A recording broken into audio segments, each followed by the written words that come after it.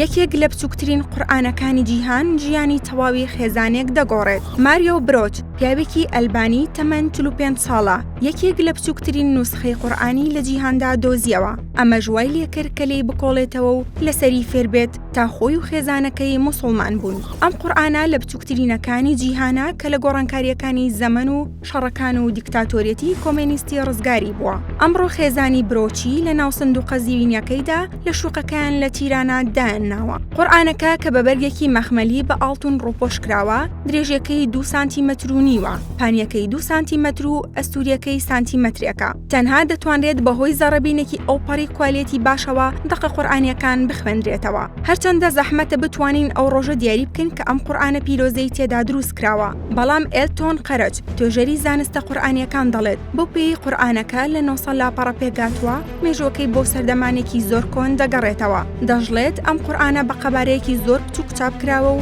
یەکێکە لە بچووکترین قورئانەکانی جیهان و ماوەی بڵاوبوونەوەی دەگەڕێتەوە بۆ کۆتاییەکانی ساڵی 1999. ماریۆ برۆچ دەڵێت سەرقاڵی هەڵکردنی بناغی خانوویەکی نوێبووین لە ناوچەی دجاکۆڤیکا لە کۆزۆڤۆ. لەوێ تەرمی پیاوێک دۆزرایەوە کە بە تەواوی پارێزرا بوو، قورئانەکە لەسەر دڵی دانرا بوو. بۆیە ئەمەمان وەک نیشانەیەکی ئیلاهی بینی و بڕیارماندا موسڵمان بین و ژیانمان بە تەواوی گۆڕدرا.